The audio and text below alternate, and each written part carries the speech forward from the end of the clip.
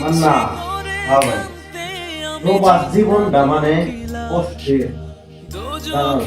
প্রবাস জীবনটা কষ্টিত, আমি আগে কিন্তু বুঝতাম না। কিন্তু তুই বুঝতেছাস, যে আইছে সে একমাত্র বুঝতেছে, কিন্তু যে এ পর্যন্ত বাংলাদেশে আসে নাই, বাংলাদেশ থেকে বিদেশে আসে নাই, সে কখনোই বুঝতে পারবো না যে প্রবাস জিনিসটা কি, বিদেশ জিনিসটা কি।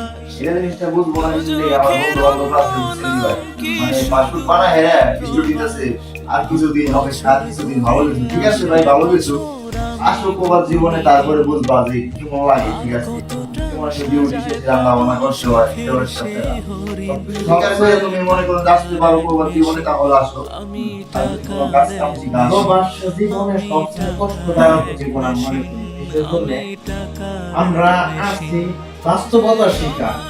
কেউ মনে করলা যে না, মুখে বলতেছে, দেখতেছে, কিন্তু মানে ফিলিংস করতেছে না বিদেশ জিনিসটা কি।